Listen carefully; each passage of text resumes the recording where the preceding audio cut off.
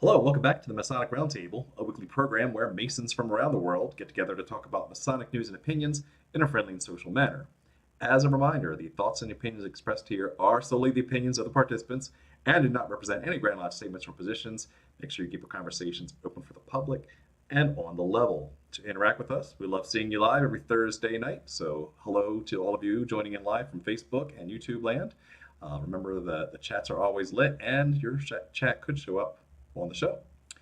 If you can't catch us live, love seeing you love seeing you. Yeah, we're not going to see you there, but you'll hear us there in your favorite podcasting app or on the replays. So you know me. My name is John Ruark. I'm past master of the Patriot Lodge number 1957 in Fairfax, Virginia.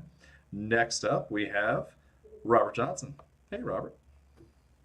Howdy, howdy. Good to be with you guys. Waukegan Lodge 78, past master, current sitting secretary at Space Novum Lodge 1183 in Libertyville, Illinois, the premier education lodge in the the grand jurisdiction of Illinois, and also the pro tem secretary at my mother lodge, Waukegan 78. For life.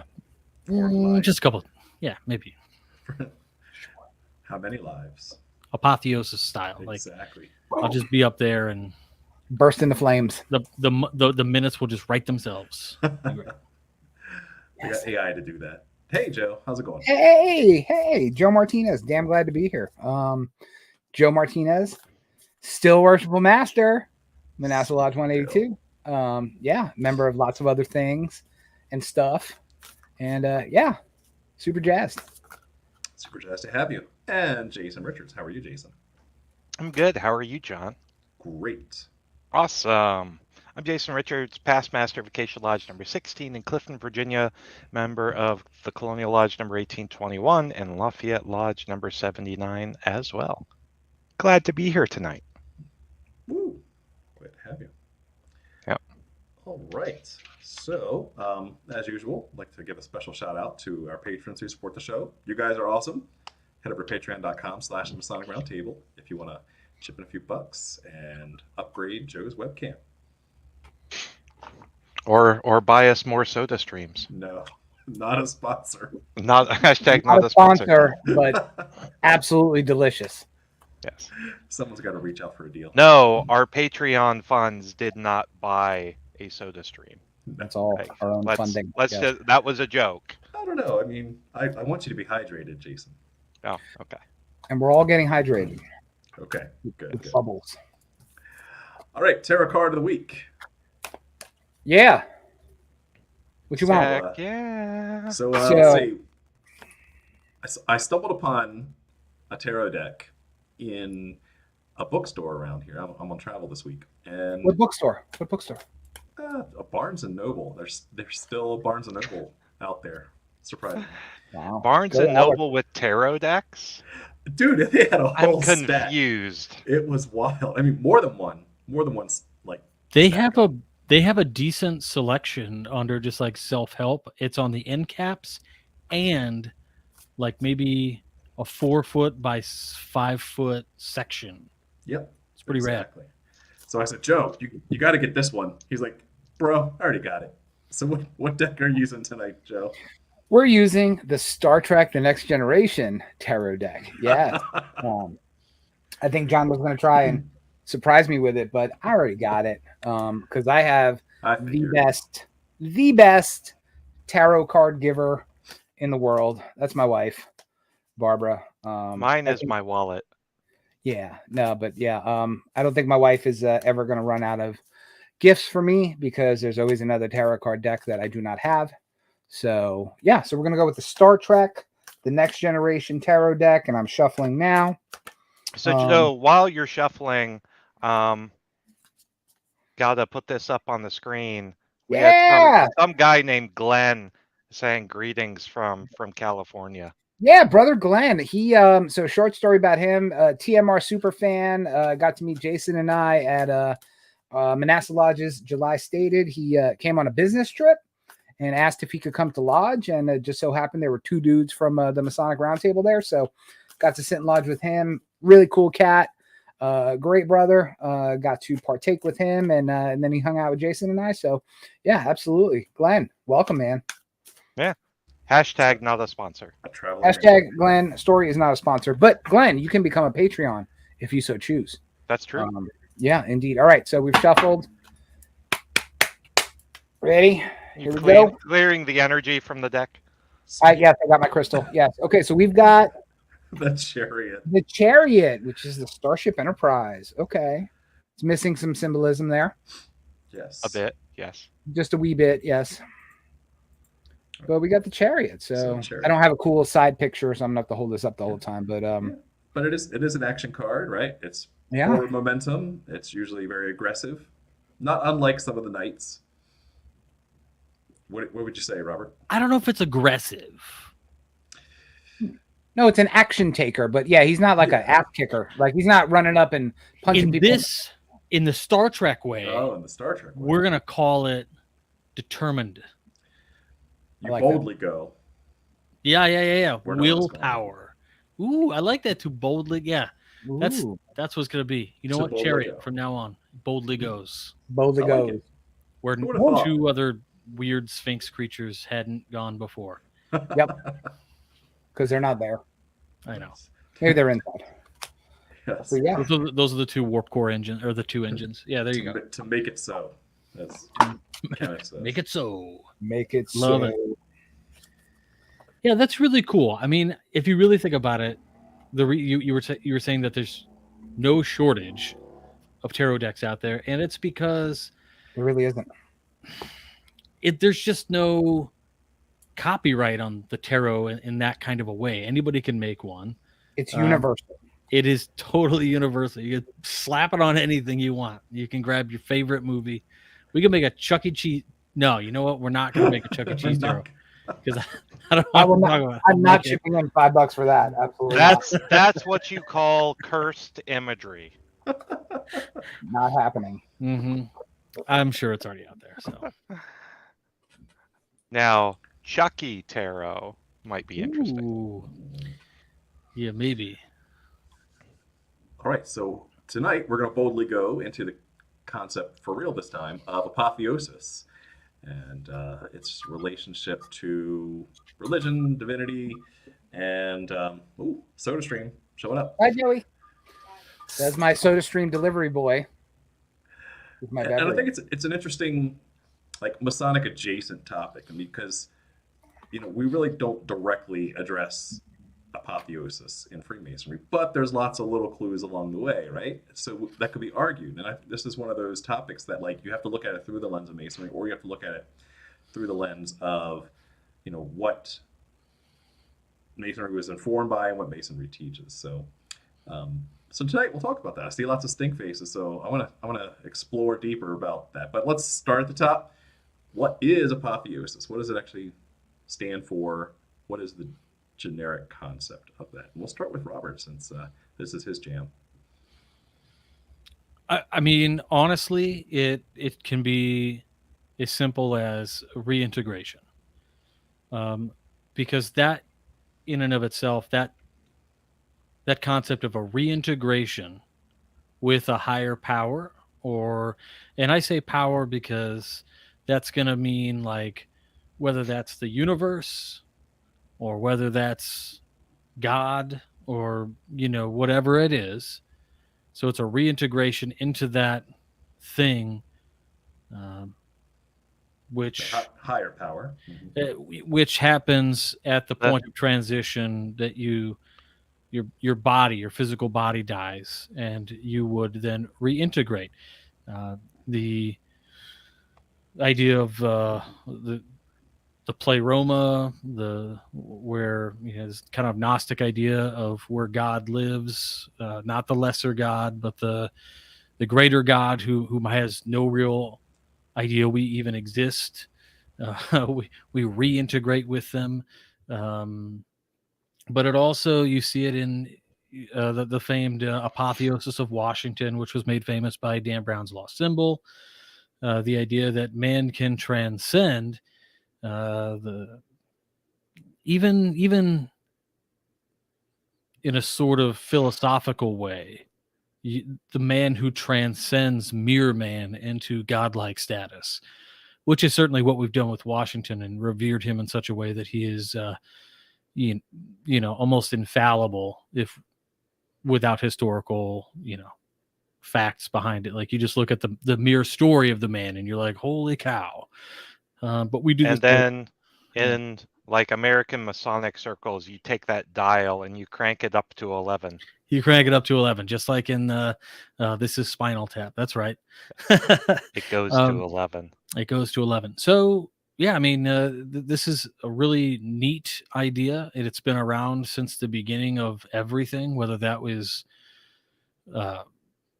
your Egyptian kind of philosophies of becoming one with the stars again, or becoming a constellation, or all these really interesting ideas kind of have always been around. We've got this intrinsic sort of calling to believe in it. It's like, like a dog knows that he's got to spin around 3 times before he lays down because he's got to look for predators. Nobody teaches him that. In the same way, like I think humans nobody teaches us this. We just know that there's something to achieve. That's just my 2 cents. I like it. So, Joe? Yeah. Well, yeah, we'll get back to my stink face later because I think that Freemasonry and Apotheosis are directly intertwined. 100% agree. We just talk about it through allegory. So for your everyday reader, directly intertwined like this. Like that. Oh, I love that. Yes. Anyway, I was in 4th grade once. Scissor and still are. Yes. But let's go back to the origins of it. I mean, I think to Robert's point, it is a story that transcends time, right? Is man's quest to leave the meat suit and join or participate or become something more than what he is, right? And for some people, it's a noble quest. For some people, it's a quest that leads to ruin. But, I think across all the different peoples of the past, there's this overarching story about man trying to, as Robert said, reintegrate with the divine, right? In whatever form that chooses. He brought up some fantastic examples. The ancient Egyptians, they had a couple of different places where their kings would become gods, but the most notable one was at that exact moment of death where they would travel, to the stars and join with Osiris and actually become those divine beings that they personified on earth. The Greeks, unless they were the pharaoh. Yes, because they actually were gods.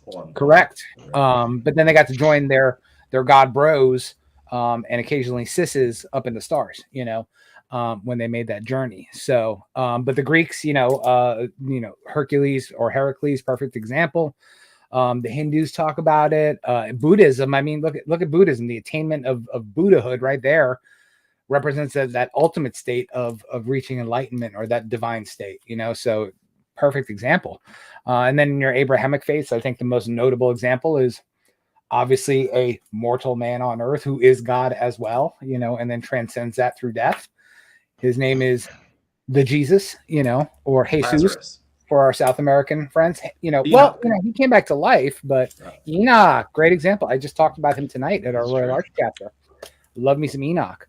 But yeah, it's not this concept of apotheosis. It's not some weird new age thing. We've been talking about it for thousands upon thousands of years. Elijah, sun card, boom. You get it. You get points there. Yep. Spot on. Not Elijah, who was the guy with the bears and the bald head. Ooh, someone asked a fantastic question. Can I bring up a question? No. Sure. Okay. Mr. or Mrs. Nunya Business brings up a great name. This is a fantastic question for the audio folks. Here's the problem, it says. With reintegration, God exists within the universe instead of out of it. Isn't our philosophy specifically indicating that God is outside the universe? Well, what philosophy are you talking about here? Well, are they referring to Freemasonry or religion? Because that I can't figure out. I don't even know. I don't even know if it matters. Like, it doesn't matter that you can say that God exists within the universe instead of out of it. It is the universe. Well, that's the it's just theism boring. versus pantheism versus panentheism argument. Yeah, but it still doesn't matter, because all you're doing in the end of this is pouring a cup of water back into the bucket of water. It doesn't matter where the bucket is. It's just you're actually taking that, and wherever that is, you're reintegrating it. And to that point, like, I don't think it matters if God exists outside of time and space or within it, because with reintegration, it could be very possible that you flow outside of time and space to reintegrate. So nothing says you have to stay within the known universe. Well, to that point, and I think what John was kind of alluding to a little bit as well, was there's this concept that it's such a bad thing if the divine or God, whatever name you choose to give it, dips a toe into this existence, right? Like if he or she or whatever is not separate from that existence, then they're not God. And I'm sorry, wars have been fought over that. I gotta call BS on that, right? Because let me take this hat off, put on my Christian hat, right? If that were true, then why would that super awesome dude named Jesus come and live in the world and be divine at the same time, right? So it's kind of hard to answer that question, right? Because he didn't live apart and exist separately from the world. He was of the world and in the world, right? And that's why he was in the world, but not of it. But then he died. We are told to be in the world, but not of it. Yeah. And also, he also says, I'm the Son of God, the same as you are. So I think Jesus is you are not gods. Mm-hmm. He's just, it's a statement of equity.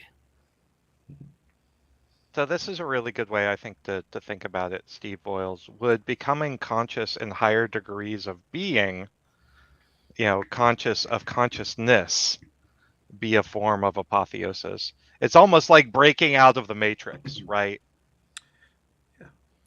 Well, it's like go ahead. I wanted to pull that thread because in some of the research for the show too, the concept of theosis, right, reintegrating or becoming divine-like, actually has a very broad spectrum. It's really not a binary throughout a lot of different cultures and religions and history.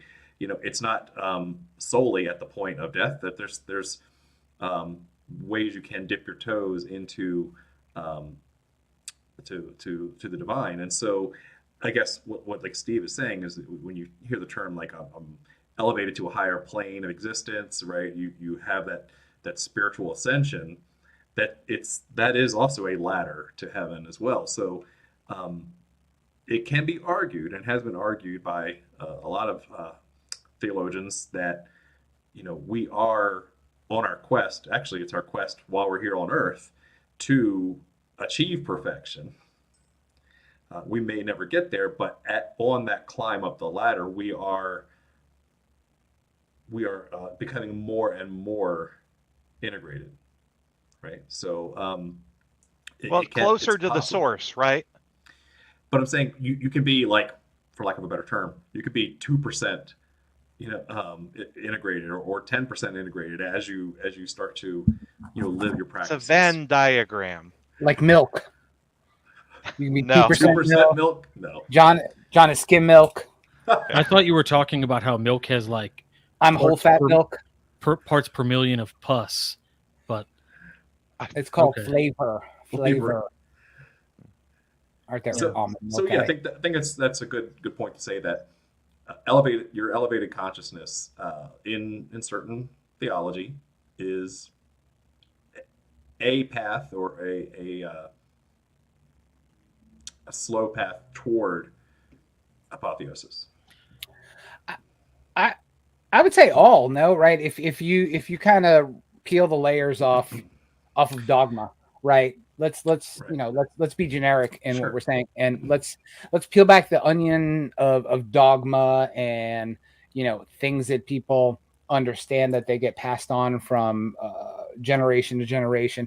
At the end of the day, most most, not all, theological bents do have that ultimate aim of tapping into your human soul, right? And they tell you there's different roads to get there, but you know, it's that process of reaching towards identifying with and speaking to that But there's inner. a difference. There's a difference between divinization and actually just after death reuniting with the creator. There's a big difference there, because divinization means that someone can be made godlike now, Like the Pope. prior to death, right? Yeah. So what we're dancing around this kind of this weird idea, and that is ultimately strip away all the dogma, because all of it for me is kind of like baloney, right? The idea is it's kind of like that Gnostic idea that you're already dead because you're here. It's like the life, the birth comes at the next stage of existence. But within that, we've got all of these archetypes, all these stories, and they all exist because they're all part of different societal structures that we're part of. And we adhere to those things. And genetically, maybe in a mindful sort of way, we're predisposed to love that kind of cultural explanation of the thing, which then enables us to grasp it and to believe it. And because you're going to be emotionally believing of the thing, you are creating, for lack of a better term, like the law of attraction in terms of completing this journey, right? You have to have an emotional connection to your story path in order to move along, and you have to really believe it emotionally for it to happen. And that's different for so many people. The real issue I think that sometimes comes up is the crisis of faith in people who have taken such an objective look at all of the things. So we're talking about our PhDs out there who studied world religions, and they just stand back and they go, wow, super agnostic over here, don't know which one. Like, I know there's something at the end of the road, but I can't exactly pick a path because I don't fundamentally believe in any of them. So they're forced into a sort of new path, which I think is where New Ageism, to an extent, and also science can provide some of that. But ultimately, those paths, it kind of doesn't matter, right? Like, because we refer to this thing as God. We refer to it as the higher power. We refer to it as all things, right? Masonry calls it the grand architect of the universe. Well, we don't know, right?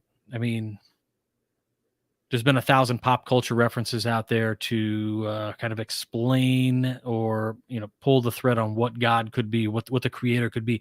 What if the creator just accidentally left his sandwich on the counter, right? And we're the mold. I was gonna say, are we the sandwich there? No. Okay. No, we're the mold, right? Okay.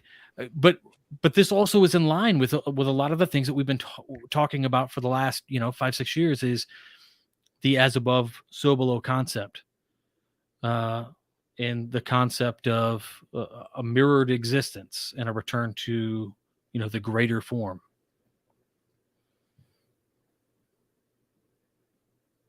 Which is also why, like, your Gnostic and Hellenistic early church,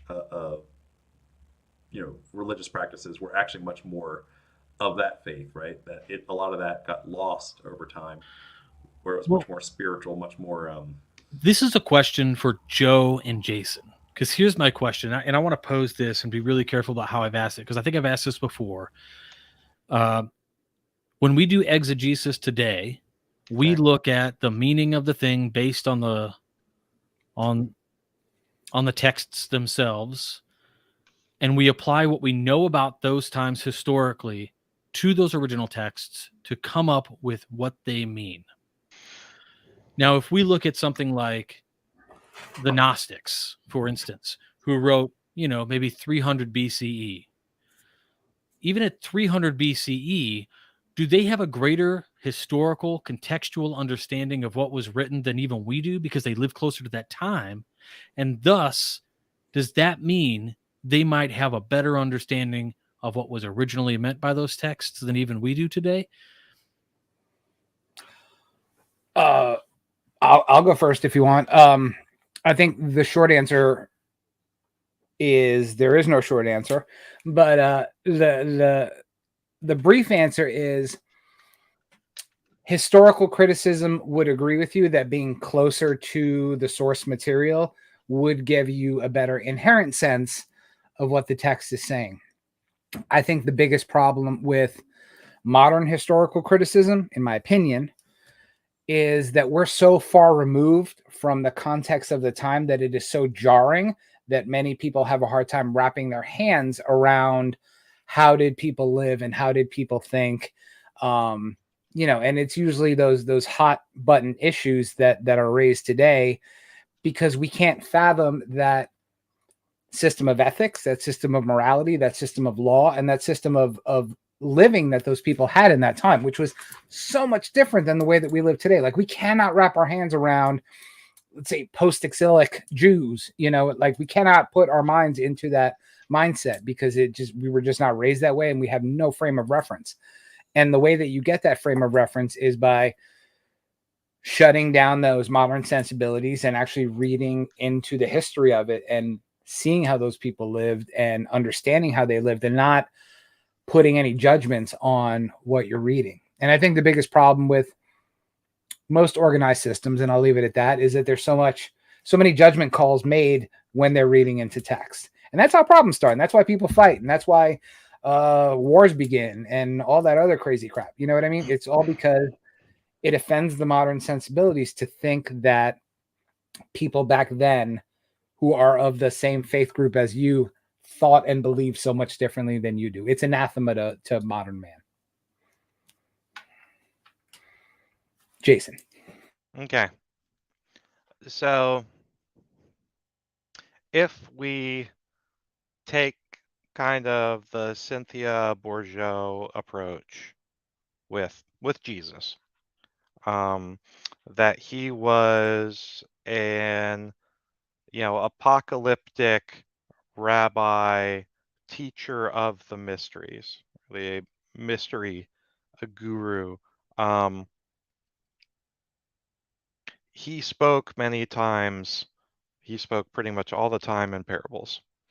And we have accounts throughout the Gospels where he will say something and the apostles are like, huh? What?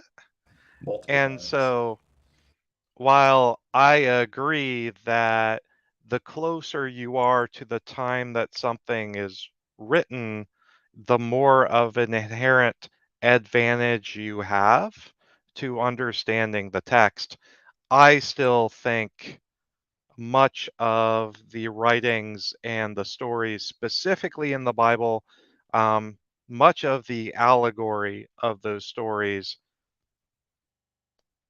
was meant for a subset of the population who could delve into the deeper hidden meanings behind it.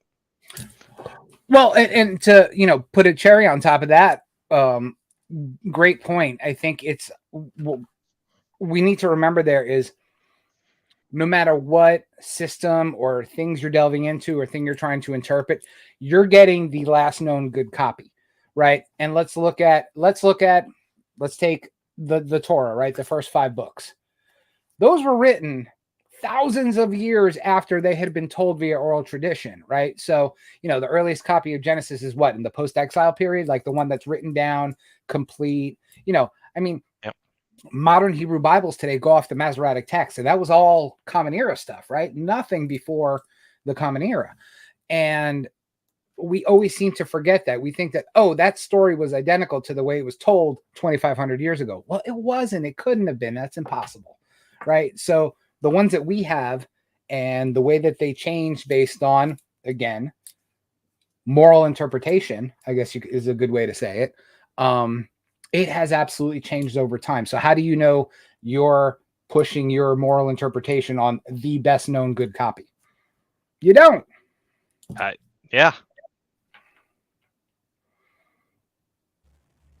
And that is why spirituality has to be fundamentally an individual internal journey.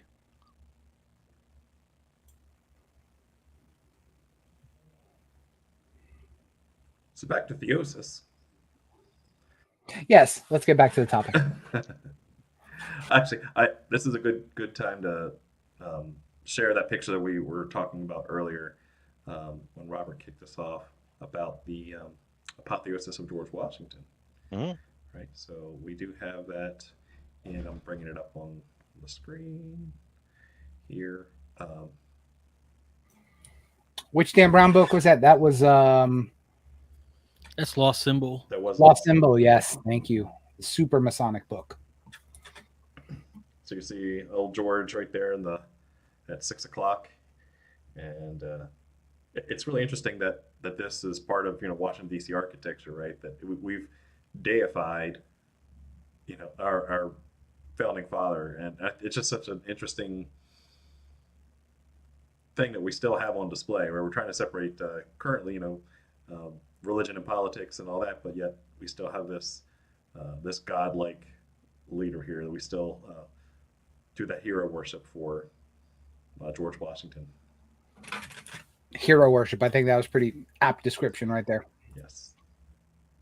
This would be more fitting in most Masonic lodges than the typical George Washington picture. Oh, the one where he's standing there next to like something and leaning his arm on, and Yeah. he's got a really boring apron on. Mm-hmm. Yeah. If I can find it, there's a popular image also. There's the apotheosis of Lincoln as well. I'll look for it. Yeah. Mm-hmm. So, as much as I hate to do this, I got to put esoteric fitness up here because I'm really interested on everybody's thoughts. If we had to guess, what percentage of the Bible is actually allegorical? John. Ooh, that's a good question. And so I will have to caveat my answer because there are historical sites and historical people that are in the Bible, right? But can you prove the historicity of the actual events and of the actual meanings of what was said? That's where the interpretation starts to happen. So you really cannot use the Bible as a historical document in the current lens of how we treat historical documents today, right? Through that lens. So that's my huge caveat there. And so if I were to say how much of it is allegorical, I'll kind of defer to the 3rd century scholar Origen, who says that most of it is allegorical. What the was apotheosis that? of Washington and Lincoln. Holy smokes, I have not seen that before. What is he doing? Is he bringing him up? Yeah, he's like carrying him up, putting the laurels on Lincoln. Washington's like, dude, the play was bad anyway. Like, you didn't miss anything. It's okay. Wow, I've never seen that. Neither have I. Good find. So, Joe, what do you think? To also throw a caveat on, I have to be very careful with my answers. To throw a caveat being, understanding, and I know Jason does this a lot, and I always caveat my talks about scriptural texts in this way. Jason's going to get us excommunicated. That's all right. That's all right. What are you talking about? I've been so flippy floppy lately. It's good. It's all right. So, to that point, if we understand that things like the Bible, right, the traditional Old New Testament, that Bible, to your point, was absolutely stories and lessons meant for a small group of people, then we have to assume that mythos or story of a people, right? That's where myth comes from, right? From the word mythos. It didn't matter whether the Garden of Eden was a real historical place, right? It did not matter that you know, the angel Michael was not standing outside of it with a fiery sword, you know, after Adam and Eve ate a fruit, you know. So those things did not matter. And it did not matter when those stories were being told to impart those lessons about God's place in the role of the human being at that time. It did not matter, right? Like they did not say, hey, I'm about to tell you a story, but it's kind of sort of allegorical, let's say, and then they would tell their story. They didn't do that. So I would say a fair chunk of what we would consider the modern Bible is allegorical, but again, it's besides the point whether it was historical or not. You know, as we start to get closer to, the time of Judges and the post-exile period and stuff like that, to John's point, there are absolutely sites and people that you can attach historical narrative to 1000%, right? And as we move into the New Testament, absolutely, right? There's extra biblical sources for those people, and those places and those things that happen. But again, going back to most of the Old Testament, it didn't matter whether they knew that the top of Mount Moriah was here or it was over here or where the hell is it? Nobody knows. It didn't matter. The point was that lesson that they were teaching to the people that were hearing that story, not reading that story, but hearing that story. But I still say a lot. Robert.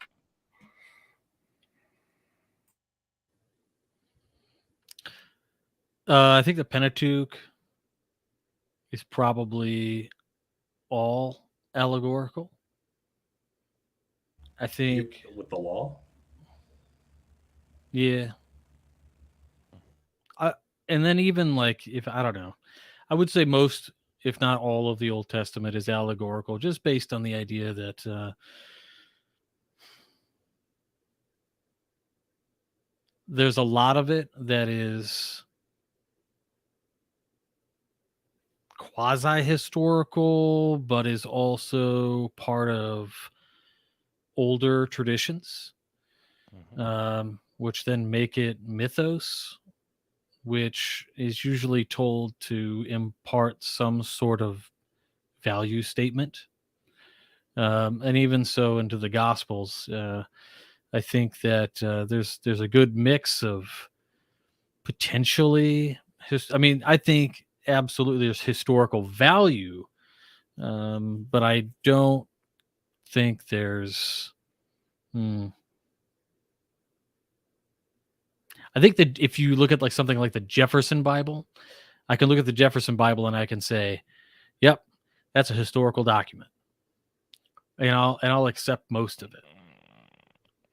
But with the you're making me sad over here. The magic. Yeah. I'm not a fan of editorial pieces. The magic.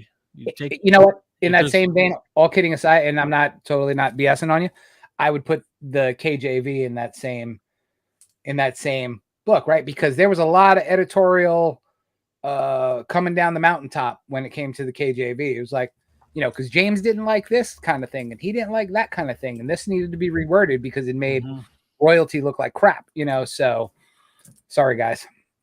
Yeah, I think okay, so 99% allegorical. Good thing we don't use the King James version for lodge meetings. That would be embarrassing. I don't. Yeah, I'm glad that a number of jurisdictions don't have it as absolutely required, right? No one would ever absolutely require. That would be really weird to put that into Masonic law. Does any Masonic supply store make a Masonic Bible that is not the King James version?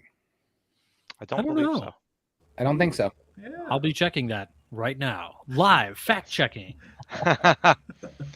So from my standpoint, when we're talking about historicity versus allegory, I just gave my Diluvian Origins remixed presentation for the first time yesterday. It was awesome. We talk about the nuanced difference between mythos and allegory, but we also emphasize how in oral traditions the oral traditions necessarily change to retain value, benefit, and relevance to the society in which the tradition is taught. And so as we look at, arguably most of the Old Testament as an oral tradition spanning, thousands of years, we have to assume that those stories, like a game of telephone, were altered in very slight ways to fit the needs of the audience. And I would argue as well that the same goes for the New Testament, because the scholars and scribes of the early Christian church made copying mistakes, added a whole, potentially added whole pieces like to the Gospel of Mark. Many of the writings attributed to Paul are, actually forgeries. And those, we don't believe were actually written by Paul. And so if they are not historical in the sense that it was a literal account of what occurred by the author who said, by the author who said who they were, then the Bible as a historical record doesn't hold up. Now, that does not at all diminish the power of it as a book, because there was a reason these stories were written down and told for thousands of years. There is a reason that these books were canonized, and it was specifically to teach the broader hidden wisdom associated with knowing God. And so I would say the Bible as a historical document, I think there is very little there that holds up to historical scrutiny, albeit we will never know. I think, however, all of it was put together for a very specific purpose. And that purpose is to convey the wisdom and the secret of knowledge of the Creator and love of the Creator. And so to me, and this is for those of you who have known me for longer than 5 or 6 years, this is a complete reversal of where I was in Christianity, even 20 years ago, 10, 20 years ago. Yeah.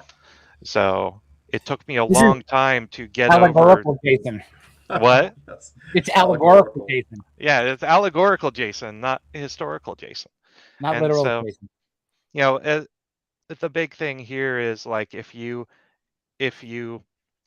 divorce, something being historically accurate from something being immensely powerful and life-changing, you no longer have to go through the the logical acrobatics to make the story fit in a literal historical context. And it frees you up to understand the broader intent and go deeper in the exegesis of the authors.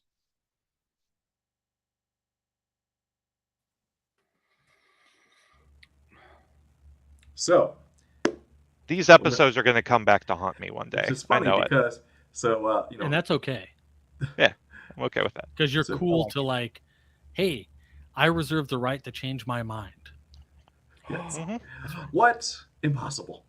I know. Well, this was a great Masonic Exegesis Part 2 episode, so thank you for that. That was really good. Let's start going around, because I think I'm going to give us a little bit more time to talk through the final question, which is... Is the Bible historical? Oh, gosh. No. Final question of tonight is, Do you believe that theosis or apotheosis is achievable in one's current lifetime? Mm. And explain how. That's like Or why asking not? if you can ever truly become a master mason in your lifetime.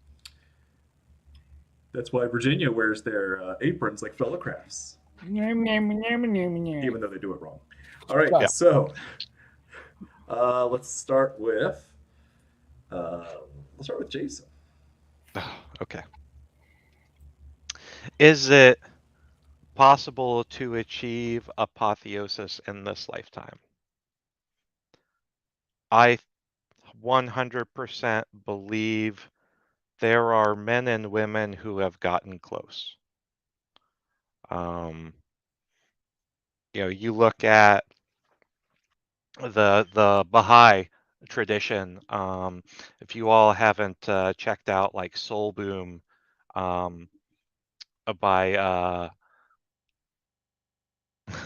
by Rainn Wilson, is an absolutely fascinating look into his faith tradition. But in the Baha'i faith, I'm going to butcher this, so I apologize in advance. Every couple hundred years, it might be 500 years or so, there is someone who is that anointed, exalted speaker who just gets it, and the divine chooses to act through, whether that is a Muhammad or Jesus or Siddhartha Gautama, etc. And I really like to think in those cases, maybe Enoch came very, very close to achieving apotheosis. There are people who vibrate on a very different level than the rest of us. It doesn't mean they're completely in sync with the divine, because I don't know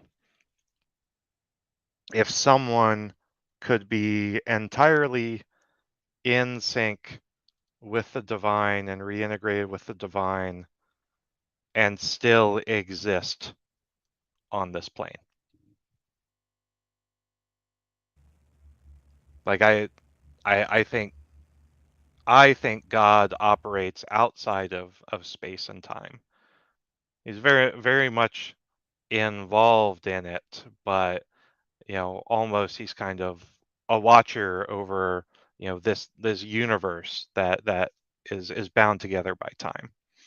And I think to truly achieve that full reintegration, one has to transit and ascend out of time and space itself. Poof. It's the best I got. It's better than I don't know. That's the real answer. I don't know. It's a shot in the dark. When nobody really truly knows, right? Yeah. Except for Joe. Joe knows. He What are your do? thoughts, Joe? All right. So I think and I believe that for people alive and living in the world today, I think that the process of apotheosis is the journey and not the destination. But it's that journey, and that walking on that path really is that ultimate aim for touching or awakening or reawakening that divine spark that's within us all, right? That part that talks to the divine that's outside of space and time, right? The one that we can't speak to unless we're actually quiet and looking within and not in the distractions of the world. So it's a journey or a path, and it's one that everybody can take. It's a process of inner transformation. It's a process of self-realization, of self-actualization.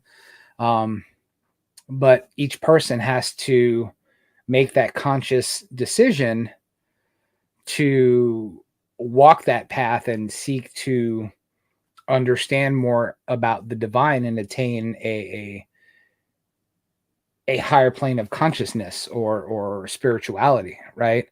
How you do this? Well, that's the easy part, right?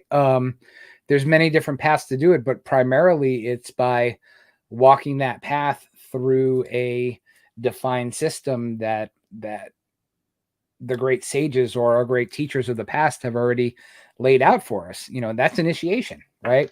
The process of initiation is the process of awakening that thing that's inside of us, purifying our own minds and integrating those qualities which we ascribe to the divine here in the world, in the here and now. So again, I think it's more about the journey. Will we all get murals of us becoming gods like Hercules? Probably not, unless you got a little bit of money. But I got a guy on Fiverr.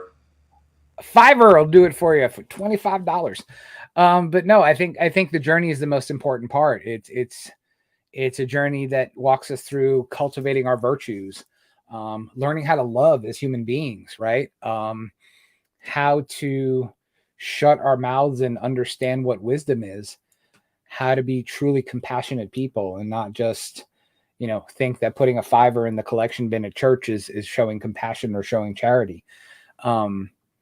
Doing things that are going to elevate our consciousness and I guess participate in the divine plan that's all around us. So I think that's the ultimate goal is walking that path and walking that journey, which will ultimately lead us towards reintegration. So that's that's my answer, and I hope it's a good one because that's what I plan on doing. So one can hope. Robert Johnson, is it possible to achieve theosis? Yeah, in why one's not? lifetime? You probably like everyone probably achieves it at the moment of transition. Think about it in a scientific way, because that's kind of like how my brain works. You know, earlier I was talking a little bit about kind of the curse of objectivism, in that you have studied a lot of things and it becomes almost impossible to select any one thing to put all of your chips on, in a sense of, you know, the roulette table or whatever you want to think. And I think ultimately I'm left with this idea of apotheosis is going to happen regardless of whether or not you're ready at the end of your physical life. I think if you achieve a closeness to it whilst living, it presents itself in a way that allows you, the thing that resides in the meat suit, to perceive things at least in the most open and sort of true way that they are. And if you can't, right, because the body limits what you can experience, to know all that you can know through, you know, scientific inquiry and things, like, so that you are more aware of all things that exist in and around our universe, right? To know that, you know, ultraviolet rays exist and that infrared exist, right? We use those things every day. But to think about all the things that exist that are outside of our realm of experience, to be open to those things, to kind of understand there's this interesting idea where I think early on in our religious histories, we've got, you know, Platonic forms, and you've got Kabbalah. And I mean, people in Masonry love the Kabbalah, which, you know, that's awesome if you're into it. I just think it's interesting to like have to learn something new when it's based on something older that is easier. But like, those are still bucketed forms, and this thing that's based on, potentially based, I should say, on ideals of dualism, which is ultimately at the end of the rainbow in all of these systems. It's kind of revealed that maybe even dualism isn't even real. It's all a sort of illusion of separation. Everything is already one. And so the transformation from physical death to the next thing is simply just a realization, a reintegration of the self into whatever is the pool of existence. And what's important to also understand about this is that this is not like you can't do this and say, like, from here to the next place, I'm not going to be Robert Johnson anymore. This like third density human being that I am, and my consciousness that exists, will cease to be. It will merge with the rest. And you'll find even in Holy Scripture, I think there's a line in Masonic verbiage as well that talks about, the singular praise. And it's probably not directly talking about what I'm talking about, but it's an interesting correlation nonetheless. But I think that's really where it comes from. And I think something also that got me thinking about this idea early on was a really cool book that was released by Hensley, who was a preacher for the United Life Church way back in the beginning. That's the same church everybody goes to get ordained or whatever, so you can do like a wedding or whatever. And he's got this interesting thing in the back of his book. It's his Holy Bible, Old and New Testament, and what he called the Testament of today. And just in the back, he says, somebody asks, do you believe in life after death? And he said, I do not believe that life can die, only the body changes form. So he's talking about thermodynamics or dynamics. He says, which is what some people call death. I do not believe the body is resurrected out of the ground. I believe the real you or the real person is eternal, having no beginning and certainly no end. The purpose of this testament of today is to awaken your consciousness to this fact that you are eternal, that you are greater than anything you can think about. It's beyond understanding. It is power of time. It isn't power or time. It just is. And so this is kind of a really difficult idea for a lot of people to experience. And this idea of just it is, right? It goes Isness. Mm-hmm. Yeah. I mean, it's like there's no good, there's no bad. Sorry. Everything is in equilibrium, whether you like what happened or not. And everything just is. And if everything just is, then yeah, I think for me, I think everybody will achieve it. I think some people get close to a realization of oneness at some point in their life, whether they're hippy dippy like me or whatever. But yeah, I don't really think anybody needs any sort of path to follow. Like it's already happened. You're already doing it. You'll already get there. It'll be fine. Mm-hmm. Interesting. Yeah, I really like the contrast between some of these answers because they're similar, but they're different in their own ways.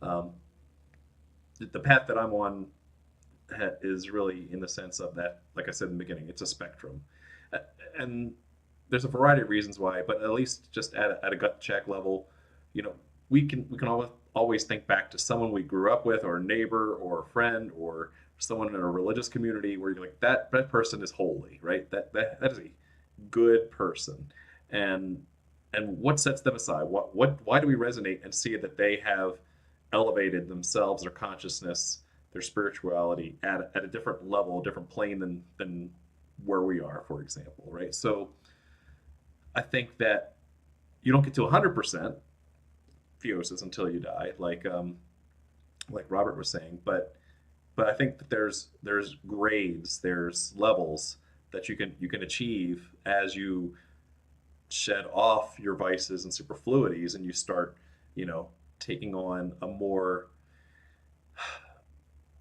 present, way of living, and trying to do no harm and just live by whatever creed, that works for you, as long as it's, trying to do no harm, and then be the best you can be, and have the best relationship with the divine that you follow. So I think that's where I'm at right now, that that there are levels, and that we can achieve some of that today, right now, and that there's times it's not going to be as easy, but there's also going to be times where we're having a good day and we're really in the spirit, and we can elevate ourselves that way. So that's my hot take. This has been a really fascinating conversation. The chats were amazing, and I wish we could have more time to address all of those. But I think everyone comes at it from a different point of view, but I think there's a lot of synergy, a lot of related concepts there that really bring us back full circle to Freemasonry, and that's what we're here to do. We're here to take good men and make them better. So anyway, with that, I want to thank you all very much for watching, and we'll see you next week. So keep searching for more light. Have a good night.